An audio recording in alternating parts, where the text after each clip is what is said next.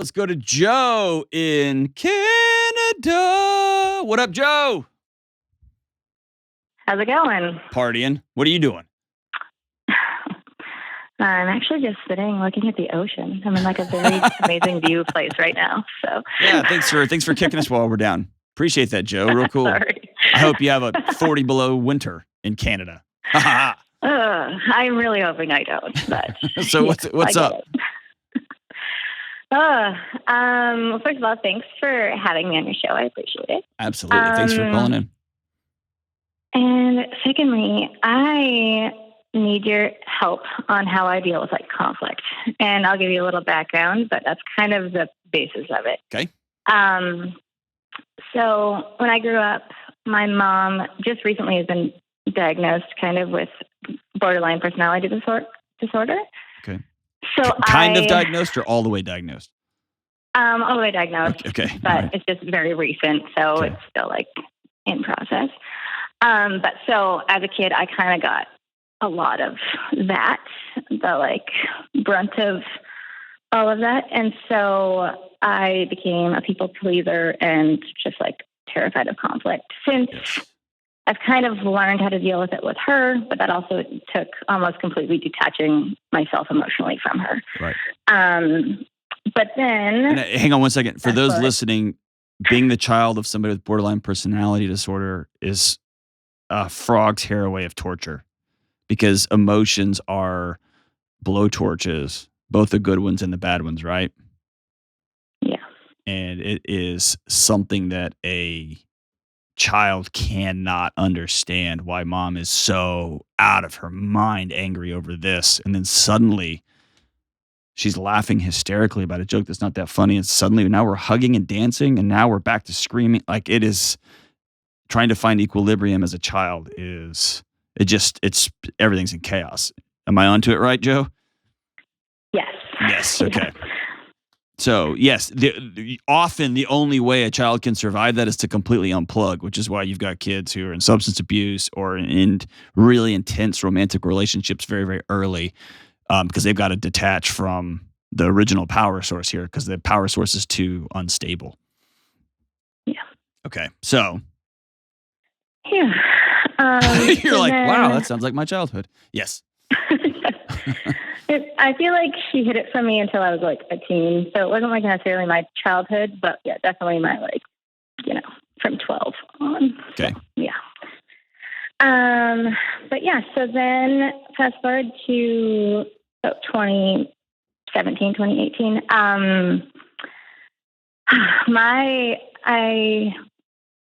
My husband was diagnosed with cancer in probably like 2016.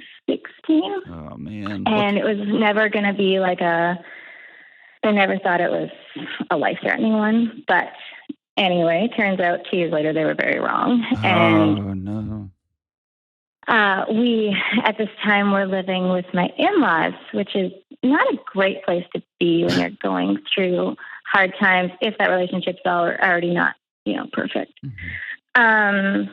And my way of dealing with it was very different than my in-laws' way of dealing with it, which led to a lot of conflict. And at one point, they asked me if I even cared about him, basically.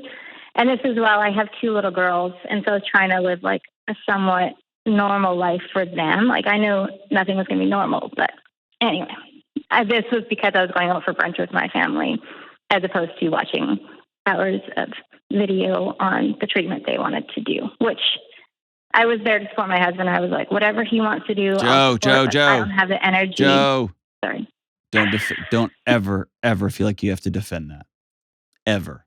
I know. Okay. Nonsense. Okay. It's madness. Golly. But yeah, so because of that day, I kind of lost my mind a little, and it wasn't because of that day. That day may have been the straw that broke the camel's back, but you lost your mind because you had a really rough childhood, and then the man of the guy you hitched your wagon to next died on you, right? Yeah. Yes. So he didn't die at this point. He was just in very terminal state at this point. Okay, he was dying on you, right? He was dying, yeah. Yes. But yeah, so there was just many times in like a 6-week span that things got super tense between us. Mm-hmm. And then after he actually passed, my in-laws, there was just like tension. And it was never really addressed. It was just kind of, well, enough time's gone by. Let's hopefully everyone just forgot about it and move on. And now you're holding the key to their magic little grandkids. Exactly. And those little grandkids are they have put all of their missing love from their son into those two little girls to prop them up, exactly. Right? Yeah. So gross. And so I am just trying to understand. I moved away about 2 months ago, just for a year. I moved up to a place. I'm from a different province in Alberta, and so I moved out to a place that I could actually like rest for a little bit. Good for you. They came and visited without giving me much options as to say no, that they couldn't come at a certain weekend. And it just brought up so much anxiety and stress for me that I honestly didn't think was there. Okay. And so it brought everything back of how like hurt I was and how I just feel like everything's just supposed to be forgotten. And even with how they showed up, there was never like an apology of like, oh, I'm sorry, we didn't take your schedule into consideration. It was just like, now, oh, well, this is when it worked. In their defense, do they know this stuff? What stuff? I always give people a ton of grace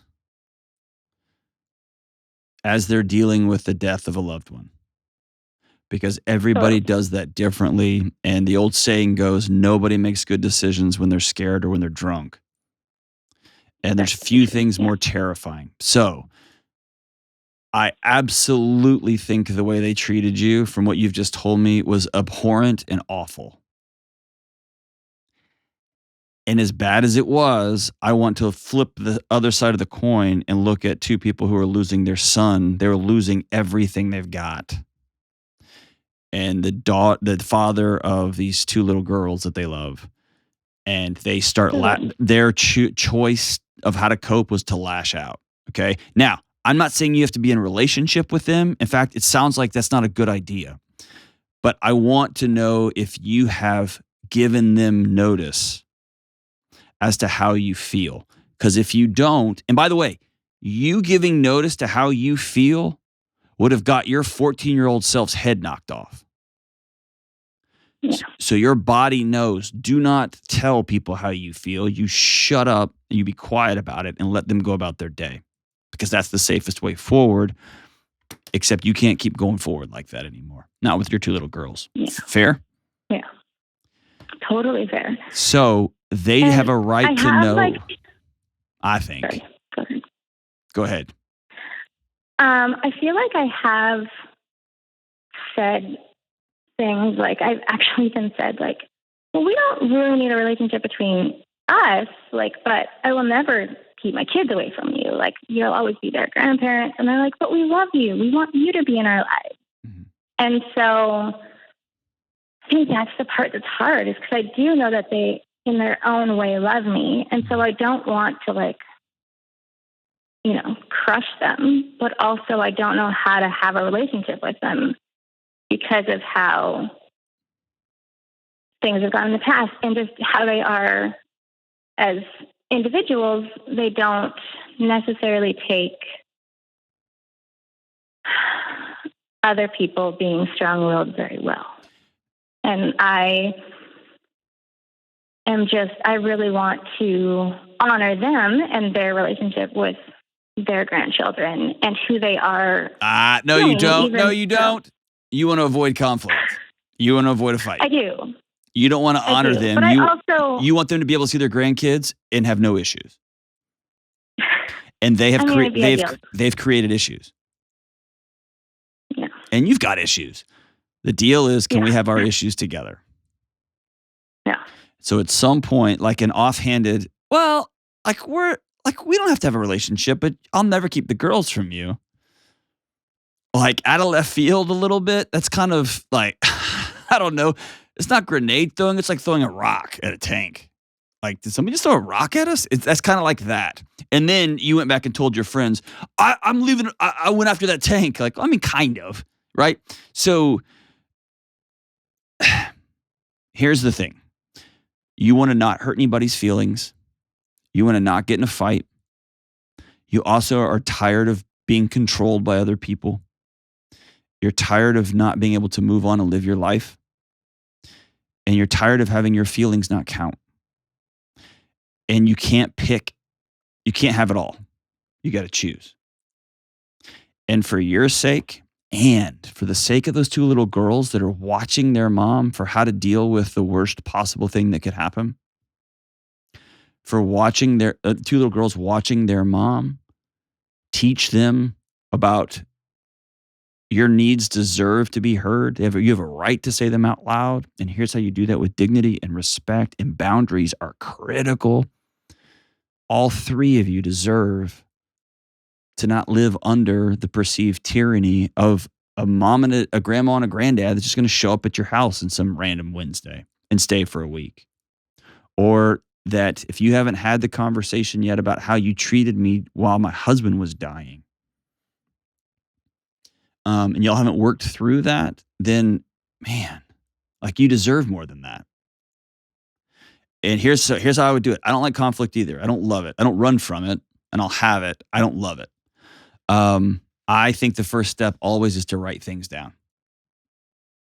Yeah. Here's what you actually did and said, and here's what I felt. And if you can mail that in a handwritten letter, not in an email bomb, but a handwritten letter, or if you say, hey, I've been thinking about what this is going to look like long term. And long term, who knows, right? You might get remarried. You might move to the States. You might move to Ireland. Who knows? So we're going to do this a year at a time. But for the next year, here's what I need. Or here, not even so much what I need. Here's what we're going to do. You can see the girls on this date and on this date. It's going to be great. Y'all are free to move your schedules around, but this is when this is going to happen. And because we are healing as a family, we're not going to have any surprise show ups. And expect them to try you on it. Them just show up. Hey, they're welcome too. You're not staying here. And let me tell you something. If you lay it out clear, not little passing rocks thrown at a tank. If you lay it out clear, in Christmas, we're going to come see you guys for 3 days. And we're going to stay at a hotel. And the girls can spend the night at your house once or twice. And we're going to see you on spring break. Those are the 2 times over the course of the next year. If you lay it out that clearly and they show up and you don't let them stay, we drove 7 hours. Well, you drove 7 hours. I'm sorry, but we're heading out to an event right now. You will walk 6 inches taller. Okay, so I'm going to give you the line. I've used it before on this show. I don't even remember where I got it from. Maybe Brene Brown, maybe Esther Perel. I want you to always, as you move forward, choose guilt over resentment. Okay? Yeah, I could say that. I want you to say no and feel really guilty about saying no. Then have them show up to your house unannounced or with 2 days notice, which is a total power move. Or you got to see what they really think about you when the chips were down. And now they're being all sweet and nice to you because you are the pathway to those grandkids. And they're playing a long game until those girls turn 18. And then they're going to swoop in and save the day and blah, blah, blah, blah, blah. No way. No way. We're going to choose guilt. I'm going to say no. No, thank you. Oh, I see y'all drove 7 hours to show up here and it's the middle of winter.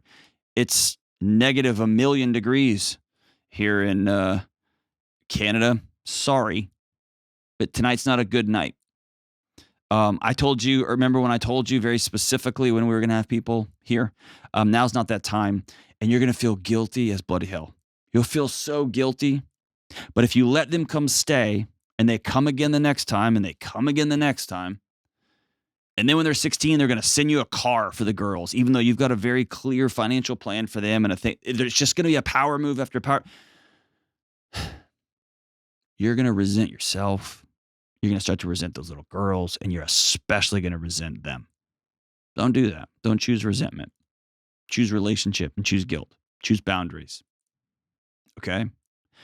This is a skill you have to practice because boundaries got you hurt as a kid. And you had really strong boundaries around that man you loved, and he died. And so your body has equated boundaries with no, no, no, no, no, no, no, no. So you're going to have to practice. I'd get a friend that you trust and you love, and y'all sit down and do boundaries together, help you write the letter together. Exhale, send that letter. Make the phone call, make the visit, and say, hey, these are my girls. This is my life, and this is how we're going to do this moving forward. And they get to choose to be adults and opt into your world because that's really the only choice they've got. I'm proud of you, Joe.